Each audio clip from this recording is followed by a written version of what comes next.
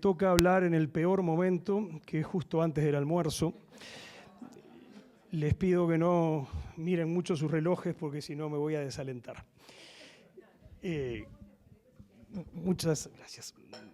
Muchas gracias, presidente, rectora, muchas gracias a María Victoria y a todo el equipo de Trayectorias Educativas por esta invitación. Voy a tratar de hacer algunas reflexiones desde la práctica y muy centradas en lo conceptual. En ese sentido, me viene muy bien hablar después de María Marta porque yo opté por no incluir datos con números y ella lo hizo de modo que las dos presentaciones se complementan muy bien. Si esto, bueno, gruesamente vamos a partir de dos macrotendencias y después vamos a ver cómo, me voy a centrar en las universidades de gestión privada como esta, cómo las universidades de gestión privada que les está yendo bien o razonablemente bien en América Latina, están optando por algunas orientaciones estratégicas. Yo me voy a concentrar en 4, no son las únicas, pero me parece que estas 4 eran especialmente pertinentes. Y voy a ir salpicando eso con algunas reflexiones, valoraciones que pueden ayudar a la hora de tomar decisiones. Dos macrotendencias. Una ya ha sido varias veces mencionada aquí y es correcta. Estamos ante un cambio tectónico, por lo menos en las sociedades occidentales, incluyendo a las nuestras y también en parte de Asia, que es que por primera vez después del fin de la Segunda Guerra Mundial, cuando se inicia el baby boom, el crecimiento demográfico tiende a enlentecerse. Eso ya empezó a pasar hace tiempo en los países desarrollados del norte. Eso está pasando en China, lo cual es una novedad enorme respecto de lo que pasaba hace tan solo unos años. Eso está pasando en América Latina, de diferentes maneras. Hay países donde ha caído tanto el número de nacimientos que están por debajo de la tasa de reemplazo. Hay otros que han enlentecido su crecimiento, pero no de una manera tan radical, aunque la tendencia es a ir ahí. Como se observó varias veces aquí, eso tiene el efecto de reducir tendencialmente el número de alumnos potenciales en todos los niveles y hay un ciclo que es bien conocido.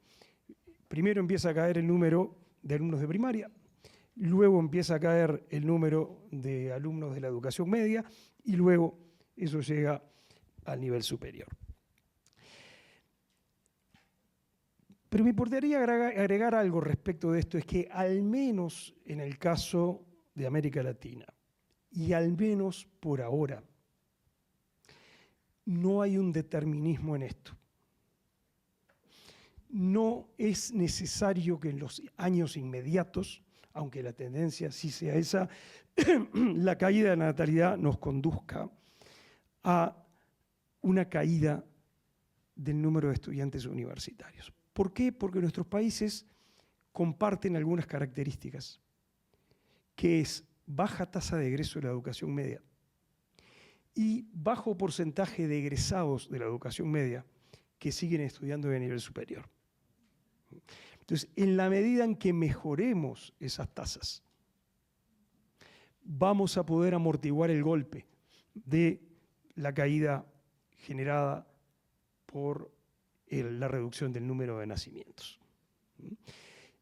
Obviamente, las universidades no pueden hacer nada respecto al aumento de los egresos de la educación media, pero sí pueden hacer en mejorar su capacidad de captar bachilleres para introducirlos en sus programas. Entonces, gruesamente, esto debería ir así, ahí está.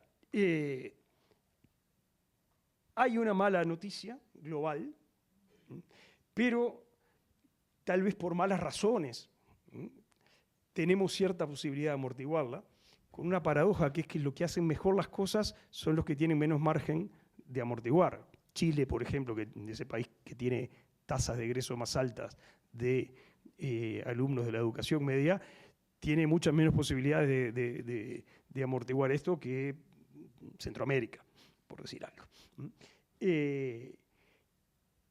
Igual tenemos que prepararnos para un futuro en donde va a ser así. Fíjense que esto, para decirlo de manera un poquito técnica, desde el fin de la Segunda Guerra hasta hace bastante poco, la competencia entre universidades era un juego de suma positiva.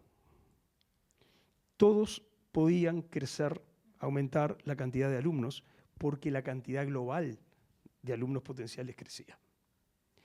Vamos a un escenario de que se convierta en un juego de suma negativa que es muy tremendo, que quiere decir que yo solo voy a poder crecer alumnos, aumentar mi número de alumnos, si se la saco a otras universidades y si evito que otras me lo roben a mí, en un marco general de descenso del número total de estudiantes por los que nos estamos disputando. Pero insisto, en América Latina todavía no estamos ahí. Eso es una buena noticia porque significa que tenemos tiempo. Tenemos tiempo para prepararnos, tenemos tiempo para entender la situación, tenemos tiempo eventualmente para que empiecen a cambiar las tendencias, porque todas las tendencias algún día cambian.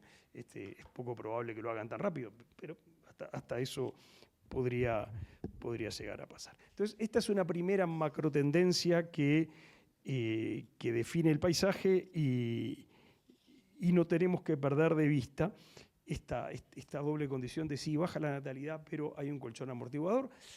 Tenemos tiempo, no podemos dormirnos. Eso es gruesamente el mensaje. La segunda tendencia es que estamos ante una demanda que se diversifica, pero no solo como se diversificaba antes.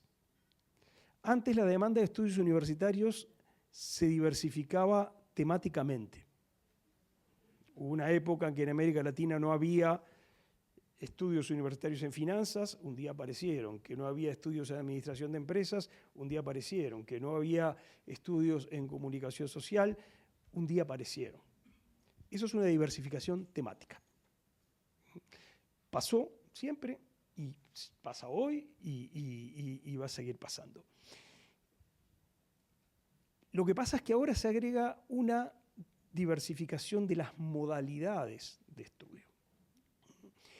Hubo durante mucho tiempo un esquema tradicional que era primero estudio, después trabajo.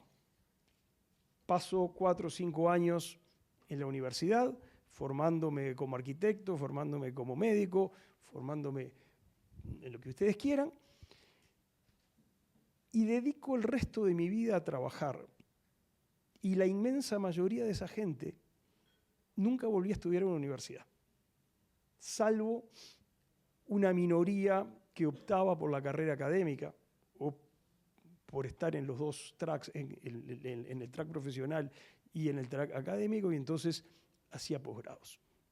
La gran mayoría hacía estudios de grado, de orientación profesional,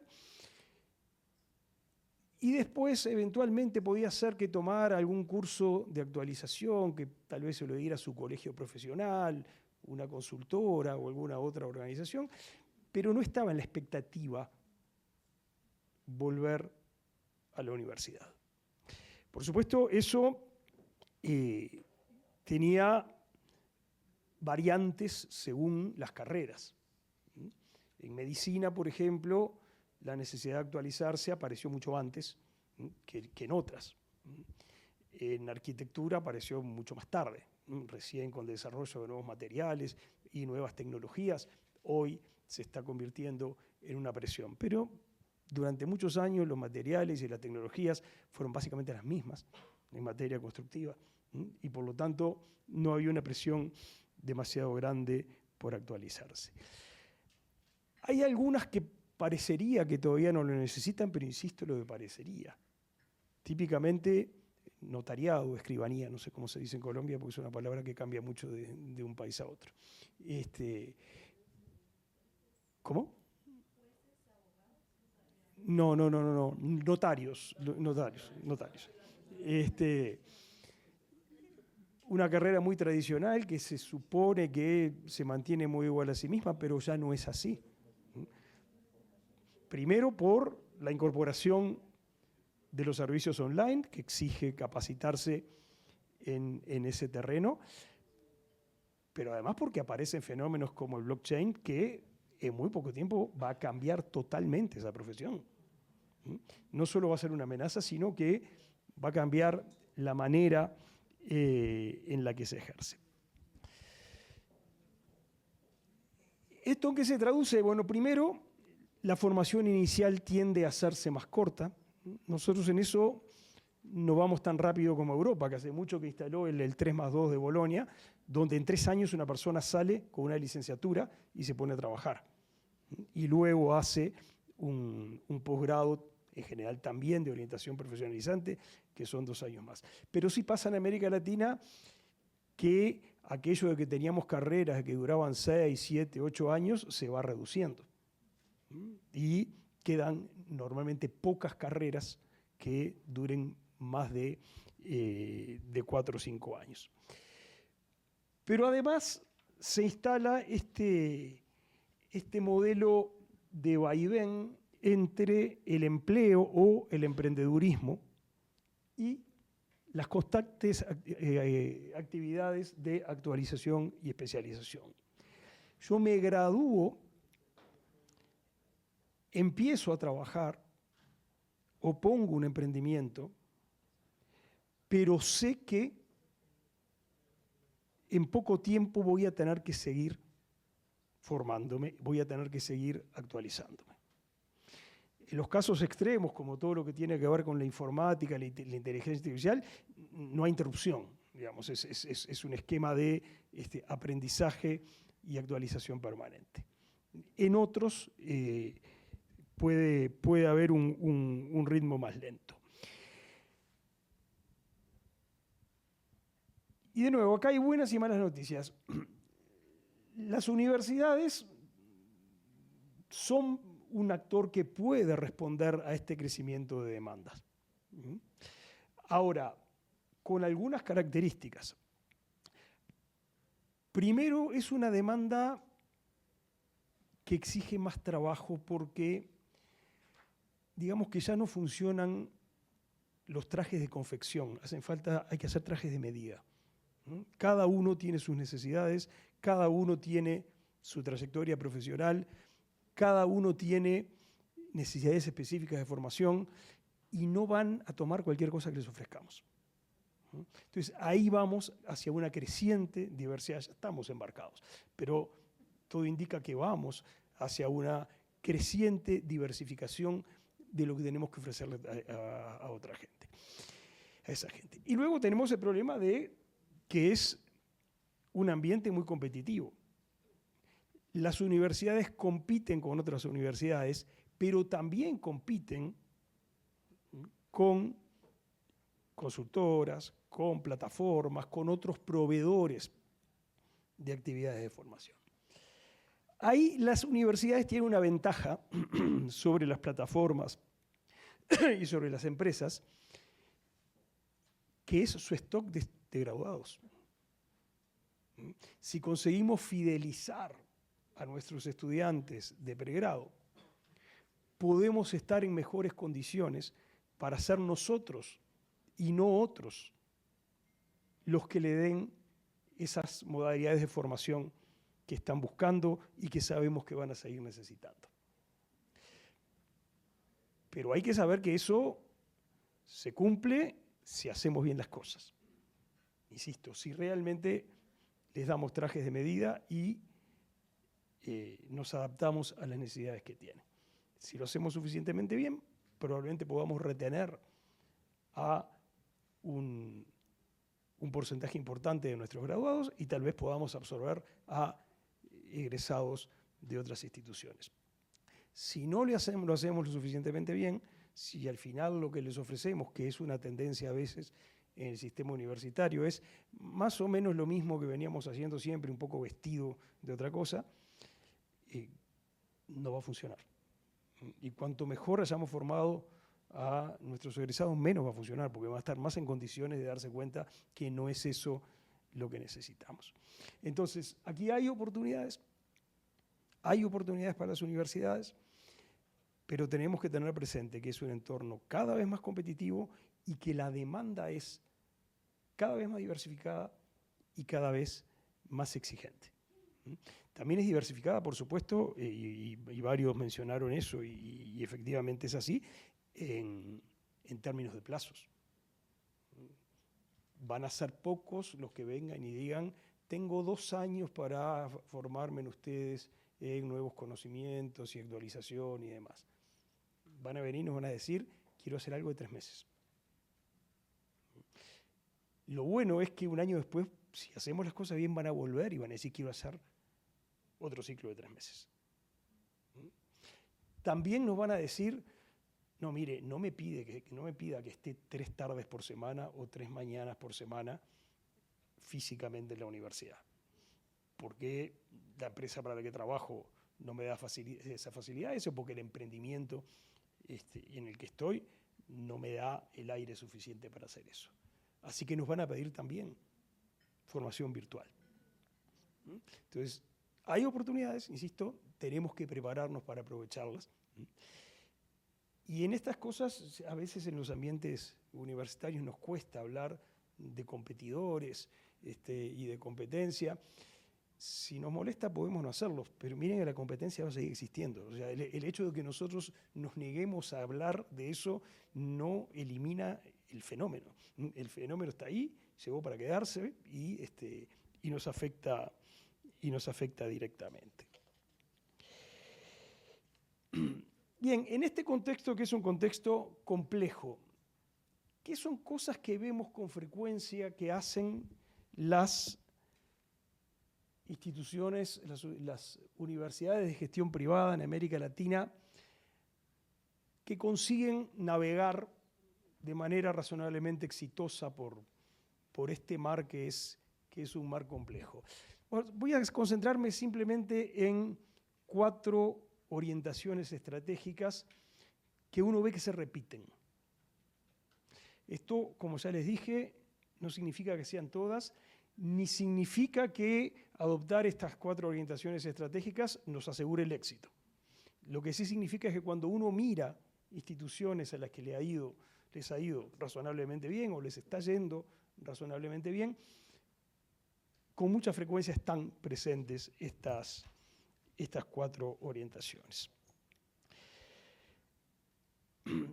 La primera es diversificar las fuentes de financiamiento.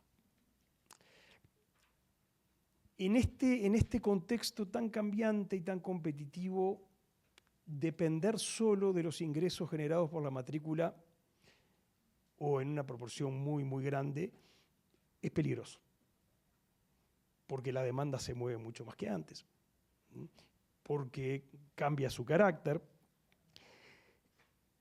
y por eso es bueno abrir otras fuentes de financiamiento. Claro, esto se dice fácil y todos lo entendemos.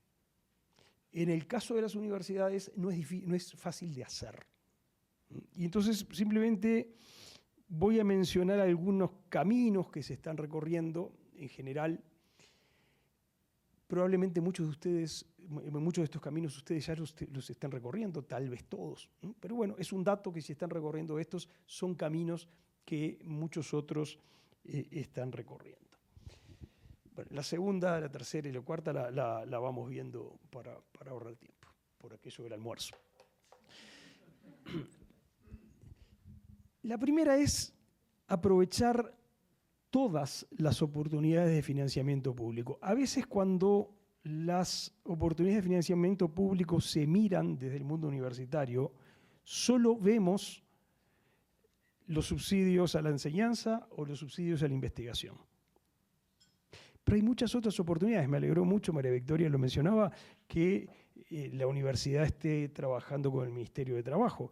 Bueno, a veces puede haber fondos en el Ministerio de Trabajo, a veces puede haber fondos en el Ministerio de Salud, a veces puede haber fondos regionales de desarrollo a los que las universidades pueden aplicar. Entonces, ampliar nuestra mirada y darnos cuenta de que las oportunidades de apoyo público no solo están en lo estrictamente educativo. Esto exige cierto esfuerzo y cierta especialización, porque la estructura de subsidios del Estado, de cualquier Estado, y más en un país grande como es Colombia, suele ser muy compleja y de pronto uno no se entera con facilidad o con la suficiente rapidez de las oportunidades que existen. Por eso, un recurso que se usa en este caso y en los otros que les voy a mencionar es que, probablemente ustedes ya lo tengan, las universidades de gestión privada desarrollan alguna oficina especializada para manejar todos estos temas.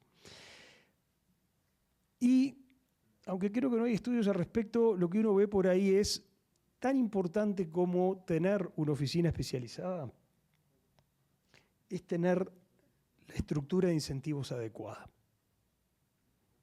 Estas oficinas tienden a funcionar bien cuando la remuneración de las personas que trabajan en esas oficinas tienen un salario básico y después tienen premios en función de la cantidad de dinero que aportan. Y tienden a burocratizarse y a convertirse en una carga más para la institución, en lugar de en una ventana para aprovechar oportunidades, tienden a convertirse en parte del problema y no parte de la solución, cuando los funcionarios que trabajan en esas oficinas no tienen los incentivos adecuados. De nuevo, podemos verlo si queremos, si no queremos no, pero el mundo tiende a funcionar así. Maximizar las oportunidades que hay por ahí exige información y exige incentivos adecuados para salir a buscarlas y para conseguir resultados. Una segunda línea, María Marta la mencionaba con otro nombre, es la venta de servicios. Las universidades de gestión privada están frecuentemente bien posicionadas para ofrecer servicios de asesoramiento, para ofrecer servicios de consultoría, para ofrecer asesoramientos técnicos en algunas áreas, para hacer formación in company, incluso para ofrecer servicios de recreación en empresas, que es algo que se está desarrollando mucho. Está bien, pero hay que hacerlo bien. Porque la venta de servicios por parte de las universidades implica un riesgo que la puede afectar en otros aspectos, y es que la universidad se convierta en competidora de sus propios egresados. Y peor aún, que sus egresados la vean como un competidor desleal, o porque tiene un mejor régimen fiscal que los profesionales independientes y las empresas, o porque tiene trabajo esclavo del tipo estudiantes de posgrado que se pueden poner para resolver un problema, y que entonces eso termine generando mucho conflicto y termine generando tensiones con los egresados. Esas son cosas que se pueden resolver. Por ejemplo, haciendo llamados a egresados y a empresas fundadas por egresados para presentarse conjuntamente con la universidad ante ciertas oportunidades que aparecen. Pero hay que hacerlo con fineza. Si no, algo que puede ser una muy buena oportunidad puede convertirse en una fuente de problemas. Cuando se hace bien, es una fuente de recursos importantes. Una tercera fuente son las fuentes de financiamiento internacional, ya sean organismos multilaterales tipo UNESCO, ya sean ofertas que vengan de países o conjuntos de países como puede ser la Unión Europea. Esto existe, son caminos a recorrer, suelen ser caminos tremendamente burocráticos, con plazos que llevan mucho tiempo, que exigen cierto conocimiento de cómo son los procedimientos, de entender cómo hay que presentarse, de cuáles son los pasos, idealmente de poder llegar a la gente que muy lejos de aquí toma las decisiones. Esto también es una razón para pensar en una oficina especializada de este tipo de cosas e insisto, con la estructura de incentivos adecuada para que eso funcione.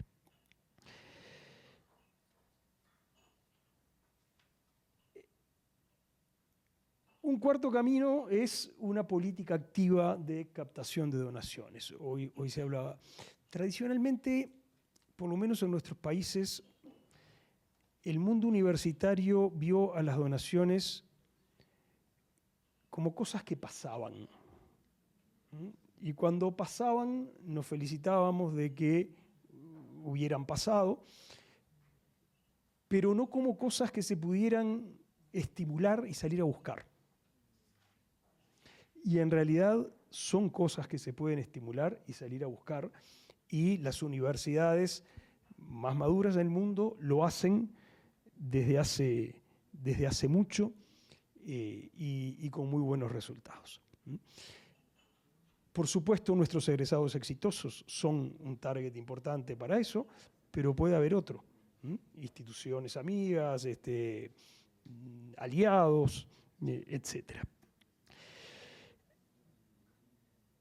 Cuando hablo de donaciones, no hablo solo de dinero. También pueden ser tierras, también pueden ser edificios ya construidos, pueden ser laboratorios, pueden ser bibliotecas. De nuevo, esto es algo que se puede trabajar de manera más o menos agresiva. Hace años vi una carta de la distinguidísima y célebre Universidad de Oxford, que se la mandaba a un amigo egresado de Oxford, que le decía: ahora que usted cumplió 50 años y seguramente empieza a pensar en sus disposiciones testamentarias, no se olvide de nosotros. Esa es una manera un poco agresiva, digamos, de salir Sí. No hay por qué, y era Oxford, no era cualquiera.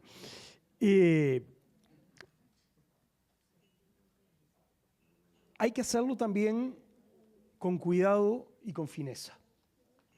Por ejemplo, tenemos que tener muy claro de quiénes estamos dispuestos a recibir donaciones y de quiénes no. Por ejemplo, empresas bien constituidas que tienen programas de responsabilidad social o algo por el estilo, por supuesto que sí. Egresados exitosos, por supuesto que sí. Empresas interesadas en que hagamos ciertas actividades de transferencia tecnológica y que para eso quieren equiparnos, para que nosotros podamos tener la infraestructura necesaria para desarrollar esas actividades, por supuesto que sí. Ahora, empresas que se dedican a actividades muy reñidas con nuestros valores institucionales, o, mucho más peligroso todavía, empresas que no pueden dar cuenta del origen de los fondos, claramente mejor no. Entonces, esto exige definir una política, no solo una política de cómo voy a buscar las donaciones, sino también una política respecto de cómo voy a recibir las donaciones y de quién las voy a recibir y de quién no. Y después supone una política, definir también una política y protocolizarla de los reconocimientos que vamos a ofrecer a cambio, que pueden ir desde cosas muy simples como una ceremonia en la que se le agradece mucho al donante, hasta tener listas de donantes que se publican en nuestros sitios web y a los que se les da difusión, hasta generar algún tipo de condecoración o reconocimiento, hasta cosas que en otros países son muy comunes, pero son mucho menos comunes en América Latina y tenemos que conversar si estamos dispuestos a hacerlo, ¿no? ¿Estamos dispuestos a ponerle a un edificio el nombre de la persona que lo donó? ¿Estamos dispuestos a ponerle a una biblioteca el nombre de la persona que lo donó? Tenemos que tenerlo claro antes de que la persona venga a ofrecernos eso. Es decir, hace falta toda una política en este sentido. Y después hace falta un buen manejo financiero de los fondos que recibimos vía donaciones. Es muy frecuente en América Latina que las universidades vean al dinero proveniente de donaciones como un flujo, que a veces aumenta, que a veces disminuye, y según como sea la cosa, lo vamos gastando. Es bueno en la medida que se puede, da trabajo y hace falta recibir mucho dinero, verlo más bien como un stock. Los endowments de las universidades americanas son eso. No podemos aspirar a tener bolsas de 2.000 millones de dólares para que nos generen intereses y para que lo vayamos gastando muy gradualmente. Pero sí podemos tomar algunas medidas que nos permitan al menos amortiguar las variaciones en el flujo. Entonces, insisto, las donaciones no son simplemente algo bueno que de vez en cuando nos pasa. Tienen que ser objeto de una política deliberada y de una política manejada con mucho profesionalismo y con mucha inteligencia.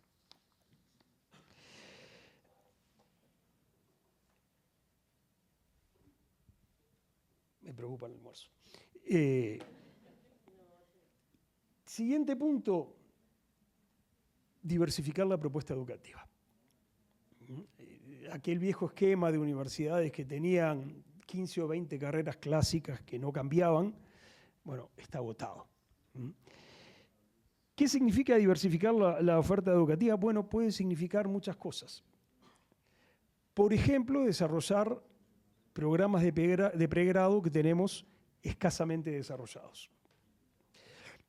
No sé, capaz que lo voy a decir es un error porque me falta información o porque tal vez haya barreras normativas que no conozco, pero mirando los materiales que la gente de Trayectoria Educativa me mandó, me llamó la atención que en general en América Latina las universidades con perfiles parecidos a esta son muy fuertes en el área educativa y forman maestros o están en el área de administración de escuelas o están en el área de las ciencias de educación y demás. Por lo que vi en la matrícula, aquí esa área no tiene un gran peso. Insisto, no sé por qué, y tal vez ustedes ya lo han discutido y lo tengan claro. Es verdad que es una carrera que genera, o un área que genera pocas expectativas de ingreso, también es verdad que es barata. Es más barato formar maestros o expertos en administración de educación que formar ingenieros electrónicos o formar odontólogos, que es una cosa que es muy, muy cara de hacer. No sé si eso es una oportunidad o si no es una oportunidad. Ustedes son los que conocen a su universidad.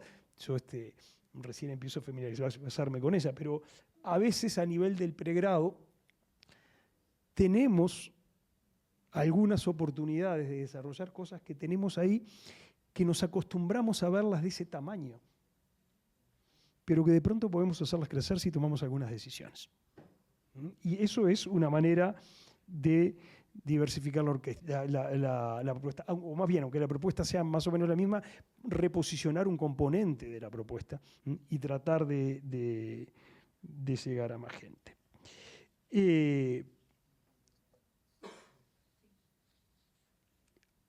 A veces es desarrollar programas de posgrado y efectivamente es muy interesante ver cómo en los últimos años ha subido el número de estudiantes de posgrado en la universidad.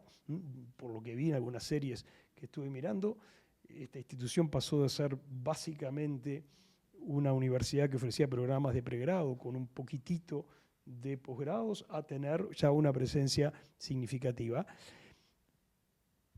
Pero con la cantidad de egresados que hay y con la cantidad de estudiantes de pregrado que hay, uno diría a priori, bueno, ahí hay oportunidades. También es verdad que desarrollar bien los posgrados es costoso, en muchos sentidos. Por ejemplo, hay que tener un buen plantel de doctores, de profesores con doctorados o con postdoctorados. Hay que ser fuerte ahí. Pero uno tiene que encontrar, en función de sus restricciones y sus posibilidades, donde hay espacios en los que yo podría crecer y en donde además estoy recibiendo señales de que tengo posibilidades de crecer. Creo que esa combinación de esas dos cosas en el tema de los posgrados entre ustedes, a uno le salta como un tema a considerar. Diversificar la oferta también es incorporar nuevas formas de titulación y acreditación. Me alegra mucho saber que están trabajando con microcredenciales.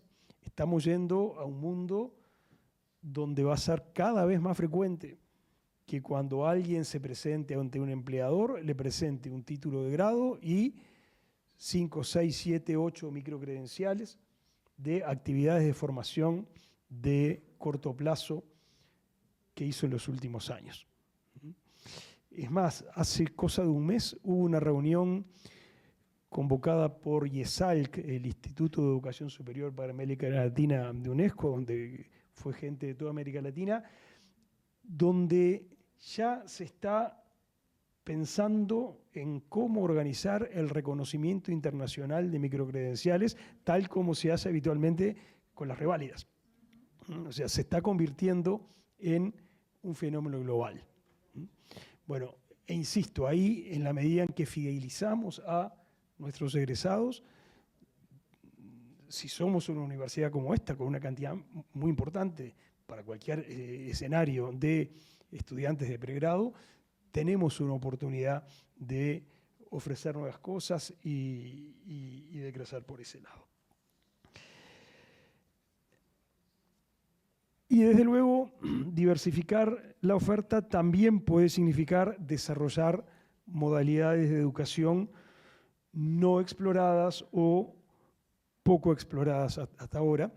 Sé que están trabajando en eso, pero hasta ahora uno lo que percibe es que es toda el área de la educación virtual hasta ahora estaba escasamente desarrollada. Bueno, eso en parte por las razones que dije, que parte de quienes pueden estar interesados en microcredenciales o en ciclos de actualización nos van a pedir educación a distancia, es un área a desarrollar. Como todo en la vida, hay mejores y peores maneras de hacer educación virtual. Y uno mira por ahí, en América Latina tenemos desde ejemplos muy buenos hasta ejemplos catastróficos. Y tenemos que tratar de no caer en los ejemplos catastróficos. Y ahí hay decisiones que tomar. Va a ser 100% virtual, va a ser híbrida, va a ser toda sincrónica, va a ser toda asincrónica, va a haber mezcla. Esas decisiones definen mucho la calidad del producto que uno va a generar. Yo personalmente por ahora, hasta que la inteligencia artificial no termine de cambiarlo todo, esto es una opinión personal que no tienen por qué tomar, yo soy muy favorable al formato híbrido con un fuerte componente sincrónico. La educación virtual asincrónica es la puerta por la que entran todas las malas propuestas, sobre todo las propuestas de bajo costo, porque al final lo que tienen es una serie de enlatados grabados hace 5 o 6 años que se repiten, claro, tienen costos bajísimos, pero la calidad de esa formación es muy mala. Y en estas cosas, después voy a volver sobre el punto, pero sobre todo una institución instalada como esta, con un prestigio y con un estudiantado a fidelizar, lo peor que uno puede hacer en estas materias es ponerse a competir a precio, porque en la competencia a precio siempre ganan los malos. Siempre ganan los malos. Entonces, lo mejor es, obviamente, sin dejar de considerar los costos, que son un factor esencial en la decisión, tener buenos mecanismos de aseguramiento de calidad y buenas decisiones estratégicas que nos aseguren que los problemas de la baja calidad no nos van a acechar demasiado.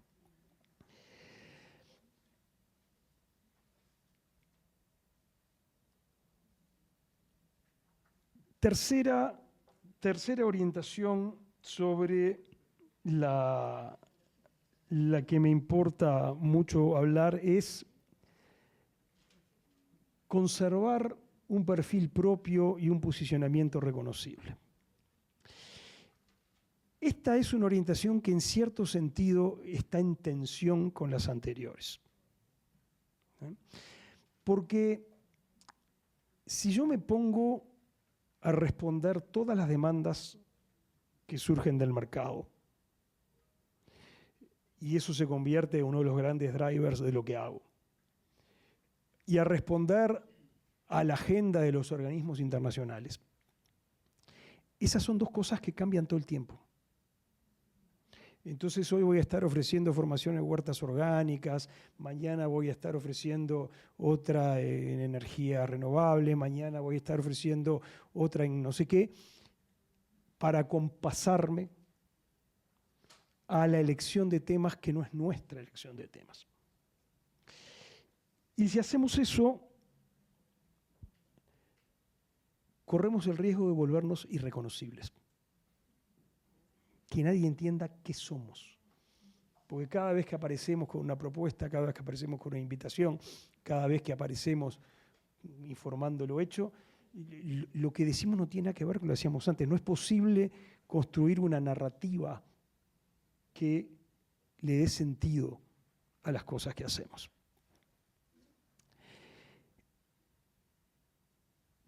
Y al final del día, con las instituciones pasa lo mismo que con las personas. Para poder confiar, esa institución o esa persona tiene que tener un perfil reconocible. Yo tengo que saber ante quién estoy. Y ese perfil reconocible se construye básicamente en torno a dos cosas. Una son valores fundadores, lo que define las orientaciones de base de esa institución. Y la otra son atributos diferenciales. Atributos que rápidamente la gente, o al menos la gente que nos interesa que se fije en nosotros, va a asociar con la institución. Las posibilidades de opción ahí son amplísimas. Hay muchas maneras de construir. Después en el panel, si puedo, voy a hablar de la primera parte de los valores, pero ahora que quiero centrarme en el tema de los atributos diferenciales. Hay muchas maneras en las que se pueden construir atributos diferenciales. Así como entre las personas nos diferenciamos por muchos atributos que son muy distintos entre sí, pero que nos permiten identificar a cada persona. Hay instituciones que apuestan al deporte.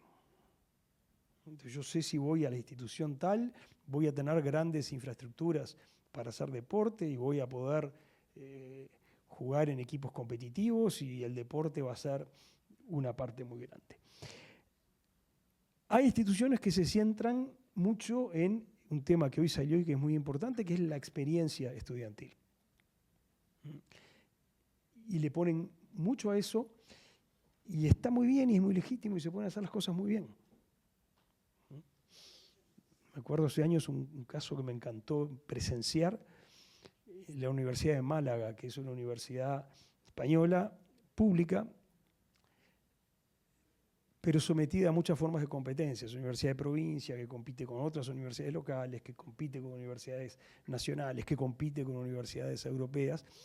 Y ellos hicieron una apuesta grande, estoy hablando hace unos años, al tema de la experiencia. Y una de las cosas que hacían muy lindas era, en la semana de primavera, que hacían un montón de actividades que tenían que ver con esto, invitaban a profesores a que mostraran ante los estudiantes su lado oculto, su lado B. Entonces, por ejemplo, resultaba que un profesor de derecho muy serio y distante, al que los estudiantes conocían en esa faceta, era un fanático de los cómics en su vida privada. Y entonces durante esa semana tenía una especie de stand donde mostraba parte de su colección de cómics y daba una serie de charlas y daba una serie de conversatorios sobre los cómics. O resulta que otro, que era un profesor de matemáticas más bien arenoso para los estudiantes, era un gran cocinero. Y entonces cocinaba en el lugar y convidaba. Y eso tenía un éxito inmenso entre los estudiantes, pero lo que es más importante, tenía efectos enormes sobre los vínculos a partir de ese día. Porque los estudiantes conectaban con el lado más personal y humano del profesor, y eso era muy bueno para las dos partes, para los estudiantes y para el profesor, y todos terminaban agradecidos. ¿Eso significa que se terminó mi tiempo o que a alguien le sonó el teléfono? Bueno, voy a ir más rápido. La internacionalización es otro. Bueno, si yo entro a esta universidad, sé que tengo muchas oportunidades de intercambio, de viaje y demás. Estas no son opciones excluyentes, o diría, de todo esto hay que tener un poco, pero es bueno priorizar para construir un perfil. Y tenemos que saber cómo se cuentan las prioridades, ¿no? Las prioridades se cuentan 1, 2, 3, demasiadas. No se puede tener muchas prioridades. Bueno, voy a ir muy rápido. Obviamente ya se habló mucho de esto. La apuesta a la tecnología parece ineludible. Primero porque nos lo piden, porque viene al lado de la demanda, nos los piden nuestros posibles estudiantes. Saben que están en un mundo en donde si no tienen habilidades tecnológicas suficientemente desarrolladas, no van a tener oportunidades. Además, tenemos que saber que las nuevas generaciones son mucho menos localizadas que las de antes. Antes, una universidad competía con las de la región adyacente. Hoy no. Hoy compite por las facilidades de viaje, por la educación virtual, puede competir con universidades que pueden estar muy lejos. Entonces, tenemos que ser capaces de ofrecerles estas cosas que quieren, porque si no, simplemente se nos van. Dos apuntes y con esto termino.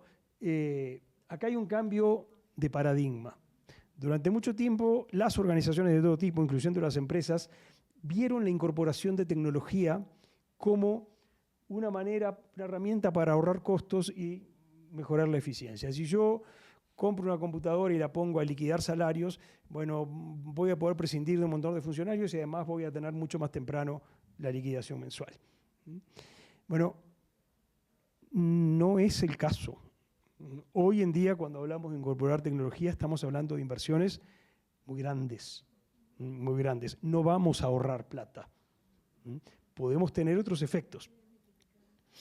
Sí, hace poco, simplemente como anécdota, hablaba con un rector de una universidad privada que había incorporado, probablemente lo conozcan, ese sistema de Harvard para la educación híbrida, con múltiples cámaras por aula, que hacen primeros planos del profesor, que lo siguen mientras camina, que se pueden introducir gráficos, hacer pequeñas encuestas, bueno, un sistema muy sofisticado.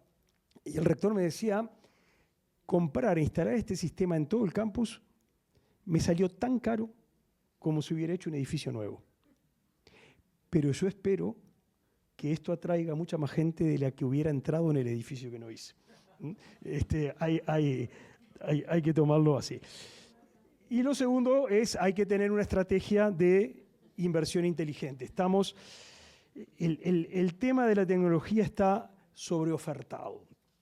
Nos ofrecen de todo, todas clases de herramientas, y ahí la cuestión clave es la pertinencia. No es compro tecnología y después veo qué hago con ella, porque eso es infinito y porque puedo terminar subutilizando enormemente lo que compré. El orden es, primero defino lo que quiero hacer, después defino lo que necesito, después defino cuáles son las herramientas tecnológicas que más me sirven. Paro casi en tiempo. Gracias.